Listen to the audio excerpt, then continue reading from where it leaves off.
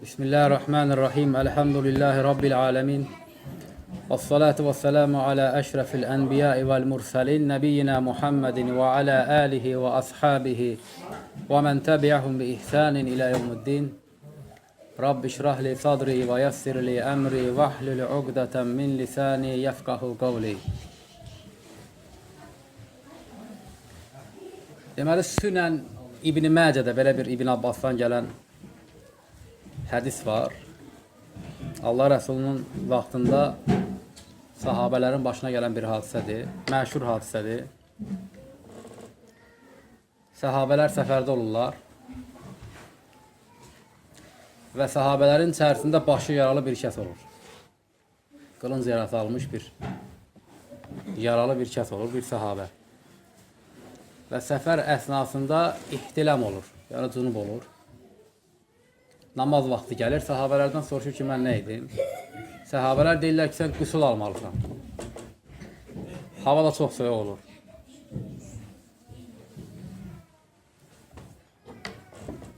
Bu adam soyuq su ilə qüsul alır və başında olan yara səbəbi ilə dünyasını dəyişir.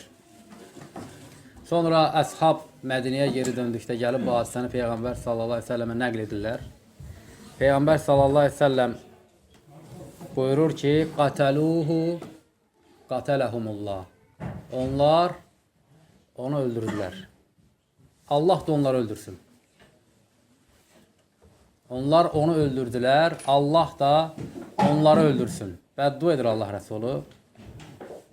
Həmən o ölən sahabiyə sən mütləq qüsul almalısan fətvasını verən insanlar barəsində. Və sonra Allah Rəsulü aleyhissalatu vesselam buyurur ki, Əvələm yakun şifəul əyyis suəl. Bilməyənin şəfası sual vermək deyilmi? Yəni soruşardılar. Şəriətdə bu halda nə etmək lazımdır? Təyyəmmüm etmək lazımdır. İnsanlar elimsiz şəkildə fətva verdilər və Allah Rəsulü onlara bəddua etdi. Onlar onu öldürdülər. Allah da onları öldürsün. Bu bəddua, Peyğəmbər s.ə.v-in bədduası bu hadisə ilə əlaqədar olaraq qiyamətə qədər öz qüvvəsindədir. Necə ki, Allah Rəsulü istənilən bir hədisdə hər hansı bir feili və yaxud da sözü lənətləmişsə və yaxud da bəddua etmişsə, həmən dua qiyamətə qədər həmən feili işləyən insanların üzərindədir. Məsələn, Allah Rəsulü aleyhissalatu vesselam buyurur ki, Lə'anul muslim kə qatlihi. Müsəlmanı lənətləmək, onu qətl etmək kimidir. Bu qiyamətə qədər qüvvəsindədir. Hər hansı bir əməli işləyən kəsə Allah Rəsulü lənətləyibsə, bəddua edibsə, qiyamətə qədər həmən feili işləyən kəslər, həmən bədduanın nə idilər? Müxatablarıdır. Yəni, indi də və bundan sonra da qiyamətə qədər kim elimsiz şəkildə fətva verərsə və verdiyi fətvadan insanlar zərər çəkərsə, fəsad baş verərsə, Peyğəmbər s.ə.v-in həmən bədduası Allah onları öldürsün. Həmən bu tür elimsiz şəkildə fətva verənlərin üzərindədir. İbn-i Teymiyyə rahiməhullah buyurur ki, Allah Rəsulü aleyhissalatu vesselam buyurur ki, İzə ictəhədə həkim, əgər hakim ictihad edərsə, bəzi ləfslərdə əmir, bəzi ləfslərdə qazi. Əgər qazi, alim, hakim ictihad edərsə, fəəsabə və ictihadında isabət edər, doğru olarsa, şəri məsələlərdə, fələhu əcrən, onun 2 əcri var, 2 savab.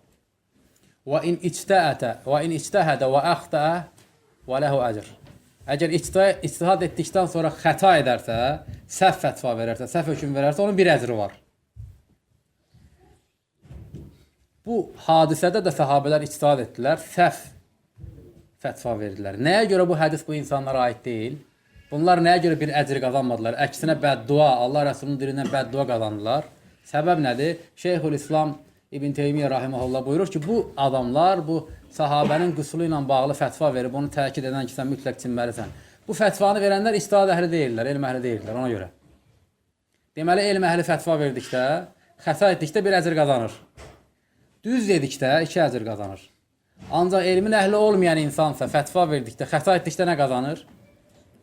Allah Rəsulunun bədduasını qazanır. Onlar onu öldürdülər, Allah da onları öldürsün. Yenə İbn Teymiyyə rahimehullah Məcmu'l Fatavada buyurur ki: "Və la yecuz li ahadin an yurajjiha qawlan ala qawlin bighayri dalil və la yeta'assab li qawlin ala qawlin və la li qailin ala qailin bighayri hüccetin." Heç bir kəsə caiz deyil ki, heç bir sözün iki görüşün arasında dəlil olmadan tərcih etsin. Bu görüş o görüşdən daha üstündür. Və yaxud da heç bir kəsə caiz deyil ki, heç bir kəsin və yaxud da heç bir sözün təəssübkeşliyini etməsin. Elmsiz şəkildə.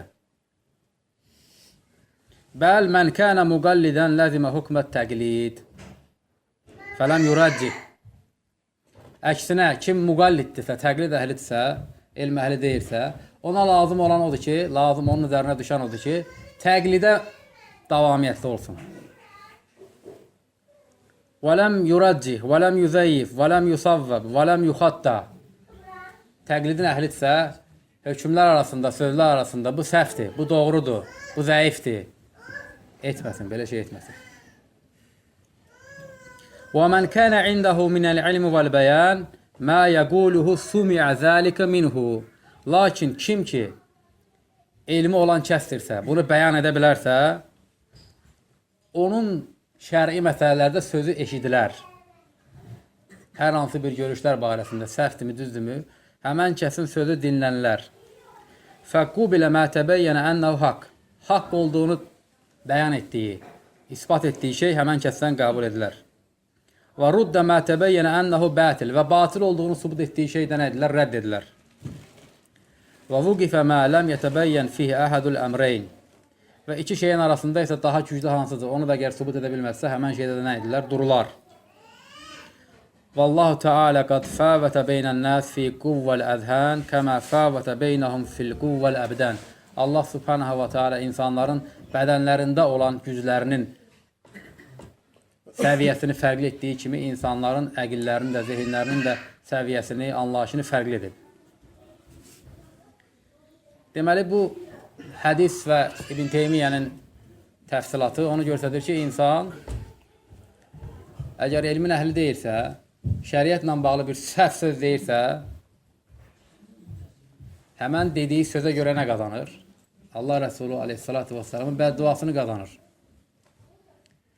Və bunu bilən müsəlman və sıradan olan müsəlman, yəni elm əhli olmayan bir insan,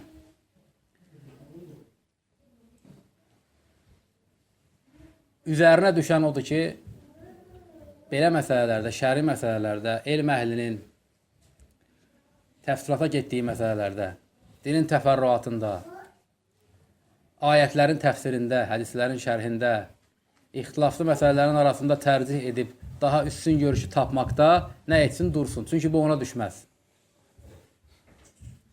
Və müsəlmanlar, sıradan olan müsəlmanlar, əgər bu şeylərə girişdilərsə, burada böyük fitnə, fəsad baş verir. Elm əhli rahiməhumullah buyurur ki, İxtələfəl cühələ fi məsələtil uləmə. Əgər cahil toplum elm əhlinin məsələlərində ixtilaf edirsə, mütləq nə baş verir? Həkəmu və dallu. Nə isə bir hökm verib sapırlar. Çünki o işin əhli olmadıqları halda o işə girirlərsə, orada nə isə bir söz, fikir ortalığa qoyularsa, mütləq sapacaqlar. Sıradan olan müsəlmanın üzərinə düşən nədir bu məsələdə? Özünə aid olmadığına görə bu məsələlərə nə etmək? Qarışmamaq. Allah Rəsulü aleyhissalatu vesselam buyurur ki, min husni islamil mər'i tərkuhu mə lə ya'nihi. Kişinin İslamının gözəlliyindəndir ki, özünə aid olmayan şeyləri tərk etsin. Özünə aid olmayan şeyləri tərk etsin. Allah Subhanahu wa Ta'ala Quran-ı Kərimdə buyurur ki, وَلَا تَقْفُ مَا لَيْسَ لَكَ بِهِ عِلْمٌ الْآيَةِ. Elmin olmadığı bir işin dalınca getmə. Müsəlmanlar bugün bu məsələlərdə, sıradan olan müsəlmanlar, şəri məsələlərdə əhliyyəti olmayan insanlar, bu məsələlərə girməklə böyük fitnə fəsad törədirlər və biz bunu görürük, müşahidə edirik. Bugün bu ölkədən Şama hicrət edib gedən müsəlmanlar və onlardan gələn xəbərlər. Azərbaycandan o həmən mübarək torpaqlara hicrət etməmişdən qabaq böyük əksəriyyəti ya burada bu ölkədə böyük bir dəvət, yayğın olan dəvət, müasir Murciyə, Cəhmiyyə dəvətinin dəvətçilərinin ətrafından, o toplumun, o cəmaatın içərisindən çıxıb, aralanıb, az bir müddət burada qalıb, sonra hicrət edən kəslərdir. Və yaxud da aşırı fikirlərdən uzaqlaşıb, hicrət edən insanlardır. Və bu iki qrup insan ora gedir, sonra bunlar orada gedib hansı duruma düşürlər, nələr baş verir? Şəri məsələlərlə bağlı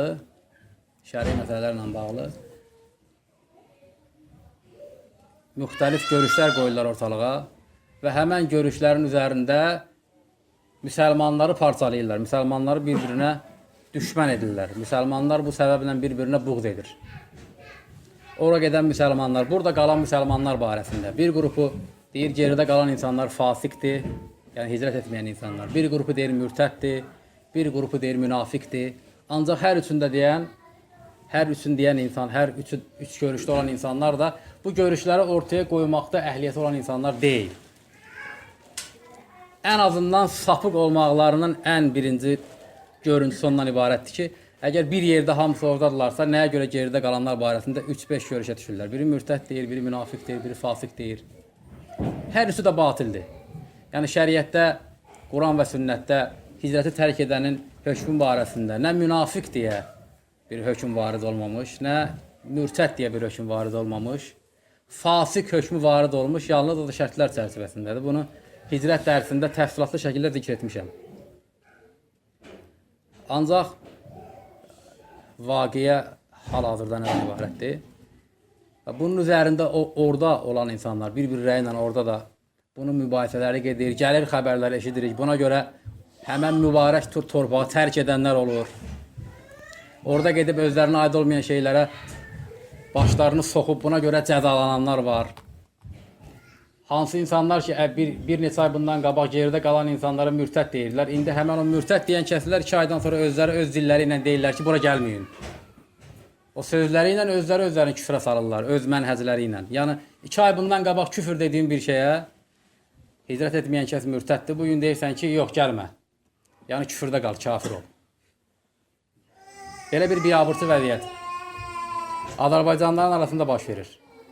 Və yaxud da Murciə düşüncələri. Buradan Cəhmiyyə fikirlərindən çıxıb gedib oraya düşmüş insan yenidən əvvəlki fikirlərinə qayıdır. Cəhalət məsələsi, mühakimə məsələsi, şəfaət məsələsi, müxtəlif məsələlər. İnşallah bu günlərdə qeyd etdiyim bir dərsdə İslam əqidəsinin müdafiəsi və rüvə-i bədələrə cavab dərsdə inşallah bu orada olan, Şamda olan irca fikirlərini yayan və yaxud da irca fikirləri ilə əhl-i sünnət etiqadının ortasında bir gedişat edən fikirlər barəsində inşallah danışmışam. Və bugünkü vəziyyət bundan ibarətdir. Məsələnin kökü də bayaq öndə zikr etdiyim şər'i bir məsələnin üzərindədir ki, insan özünə aid olmayan məsələlərə baş qoşduqda axırda gəlib belə fəsadlar ortaya çıxır.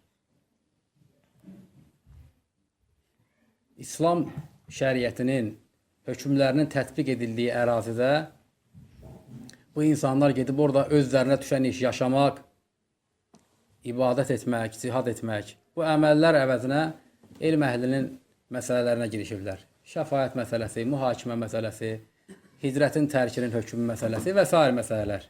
Nəticə də göz qabağındadır. Və əlhəmdülillah orada olan İslam dövlətində bu məsələlərin əhli olan insanlar var. Orada bu məsələləri bilən elm əhli mövcuddur.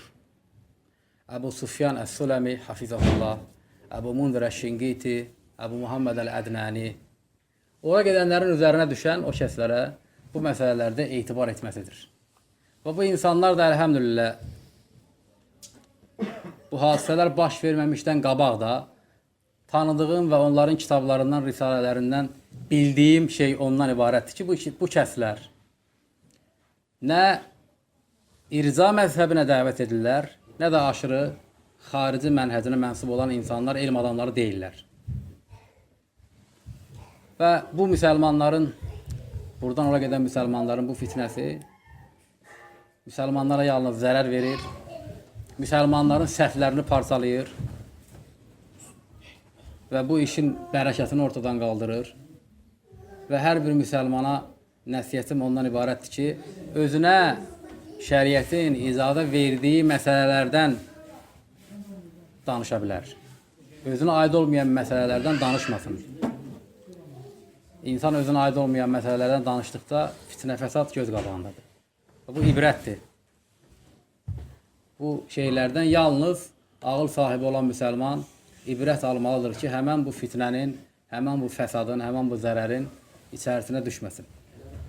Allah subhanahu və teala'dan istəyirəm ki, bizi bu fitnələrdən və bunun əhlindən uzaq etsin. Müsəlmanların arasında olan bu fitnə fəsadı ortadan qaldırsın.